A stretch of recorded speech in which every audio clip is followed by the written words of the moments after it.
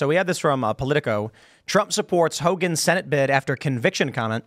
Trump's support for Hogan could end up hurting the former two-term governor. Hurting him, huh? Maybe that was the real play. So Hogan's awful. Anybody who lived in Maryland, well, not anybody. He clearly won elections, but we don't like him. He's trash. He says all Americans, he said he would urge all Americans to respect Trump's guilty verdict in New York, hush money case. I'd like to see him win. I think he has a good chance to win. I know other people made some strong statements, but I can just say from my standpoint, I'm all about the party and I'm about the country, and I'd like to see him win.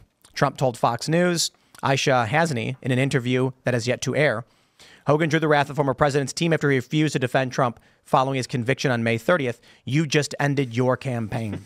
I hope so. Hogan's terrible. I mean, I don't even understand how he wins in Maryland. I mean, he just has longstanding support in Maryland. He just, he was previously the governor. People, for whatever reason, really like him. I don't think he's, the Republican that Trump's Republicans like. But again, to me, it's interesting that Trump is signaling that he would back Hogan for the Senate bid, because if you can get, if you can oust the Democrat in Ohio, and you can oust the Democrat in Montana, and you can pick up Maryland, then you can theoretically tip the Senate in your favor. And I think that signals a level of strategic thinking from the Trump campaign in terms of they want to have a really effective win, and they want to go in as strong as they can be. Because I think you're right. There are institutions that Republicans controlled historically that they have lost. And it's sort of the argument of what can we regain the fastest to be able to shift the boat in a favorable direction without having to hit these constant blockades. The fact that we have to look to when we held Mayorkas in contempt, or we wanted to impeach Mayorkas, it just died because we know the Senate is never going to do anything about it. It's all of these institutions that I think we're trying to find I think conservatives are trying to find a realignment for and able to become productive should Trump win in November. I'm curious, are we able to look up who Larry Hogan's biggest financial campaign contributors are? Like, which industries and yes, perhaps. And individuals contribute the most to Larry Hogan's campaign? Let's see if ChatGPT can find it. Who is the largest campaign contributor to Larry Hogan? Yeah, or like top 5 or something like that. Top 5, top 10. Normally, you'd have to search like Open Secrets or something. And the largest campaign contributor to Larry Hogan comes from individual contributions. Okay, Hogan's campaign overall raised 3.1. Let's do this. Outside of individuals, $3 million. Who gave the most? From FEC.gov. Okay, outside of individual contributions, from other committees, it doesn't actually say. Okay. Well, one of the things I find interesting about this is that the tango dance that Trump has to do to keep his friends close and his enemies closer. I think back a lot to something that I think Tucker Carlson revealed, that when Trump was considering that Trump had called him. I don't know if I'm recalling the story 100% accurately, but I remember it being reported somewhere that Tucker said that before Trump bombed Syria in, I think it was early 2018, that Trump had called Tucker and asked for his opinion on it. And Tucker said, don't do it. It's insane. It's warmongering. And then Tucker asked Trump, well, what do you think you're going to do? And Trump said, I think I'm going to do it. And I remember that there was some suggestion that Trump didn't necessarily want to do it, but he was under a lot of pressure from the Russiagate from the Russiagate Mueller investigation, which at that point people thought Trump might be arrested by Bob Mueller in the Russiagate thing, and that Trump felt a need to make sure that Republicans in his own party in Congress who were prone to war, who were prone to maximum pressure on Russia, would be on his side on Russiagate because he was doing what they wanted on Syria. And I look at this Larry Hogan situation, and I can't help but suspect a kind of similar political calculus. So I was finally able to figure it out after asking several questions. So Better Path Forward PAC is one of the leading PACs, and then it mentions other committees. I said, who is the biggest PAC donors? Robert Smith, a private equity firm executive, and Jeffrey Lurie, an NFL team owner, among other contributors. So whatever. I don't know. Private equity. I'd be curious. Yeah. I'd be curious what industries that private equity firm specializes in, for example, because what that would reveal to me is is it military? Is it the Carlyle Group? Is it energy? Is it oil and gas? Is it is Software, data, and technology-enabled businesses, okay? Interesting. according to the FEC.gov. Yeah. Yeah. He's also the lead singer of The Cure. What? Oh, it's like, That's a different one.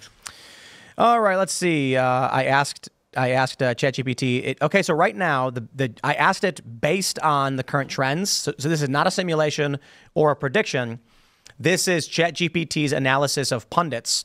Republicans are expected to secure 222 seats. Democrats are expected to win 213 right now. They'll have a narrow majority. So what I had done before is I actually asked ChatGPT not just to look at polls, but to look at individual districts and changes in population, changes in youth vote expected turnout. When you added all of these things together, it said Democrats will end up winning. When you ask it based on the latest polling who's going to win, it says Republicans win.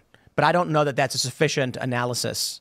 I think you need to look at immigration, which has been massive, and we need to factor in. And I said, based on immigration numbers, based on youth vote turnout, and in-country intrastate migration or interstate migration, it said Democrats win. interesting. Yep, and then it's going to be a wild ride.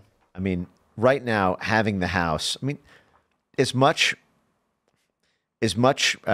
criticism, I think, that is completely owed and due to Republicans in Congress, there actually has been a fair amount of really incredible things that folks in the House have done that I did not think were politically possible a couple of years ago. I mean, even think about the fact that we have a Senate subcommittee to investigate the origins of COVID-19. To even ask that question was to not be allowed to have a social media account a couple of years ago. We have this weaponization subcommittee, which has subpoenaed everybody under the sun, done a lot of damage to a lot of malign actors, as they like to say. And the January 6th committee was because Democrats, because again, the role of that majority is not just in getting bills done. It's that all the committees flip. And so the entire subject of investigation either turns on essentially a one-vote majority. And this is what we're actually seeing. This is one of the sort of scandals of the George Santos situation and others. But a lot of the momentum that we have right now on a lot of fronts, because even when Brazil came after Elon and the House Foreign Affairs Committee, sort of leapt to his defense, and even right now, even as we speak today, there was a whole hearing on Merrick Garland's abuse of the Justice Department, where all of the facts about Steve Bannon and Peter Navarro were publicly aired, and that provides media cycles. That provides an important signal to folks in the private sector, folks like Elon Musk, folks like David Sachs and Chamath and other Silicon Valley types, that Congress will have your back if you are honest and act with integrity. There will be investigations. It will be legitimized by the People's Assembly. And the idea that literally just a couple of seats in a random state could end all of the ongoing committees and immediately flip them to the same Justice Department that is imprisoning everyone. I would agree with Tim's assessment. That is that's a pretty terrifying thought. Just because Trump is ahead doesn't mean that everything's going to swing Republican, or that the Republicans who win will even do anything. Yeah. I mean, the main issue is the Republican Civil War, though, because Trump inherited a Republican House and a Republican Senate, when he came into office after the 2016 election. But he was screwed over by Paul Ryan. He was screwed over by his own party because of the GOP Civil War between the globalist half of Congress, which is funded by the large multinational corporations and financial firms, which is basically invested in the military-industrial complex and the oil and gas industry and the Chamber of Commerce types. And then you have this sort of nationalist populist faction. And until that civil war is resolved one way or the other, the Republican Party is going to sort of constantly lose to the Democrat Party on political issues, because either on whatever your issue, one wedge of the GOP can be turned against the other to create a Democrat majority with the holdouts from the warring factions. Thanks for checking out this clip from Timcast IRL. Make sure to watch the show live Monday through Friday at 8 p.m. Subscribe to this channel, and we will see you all there.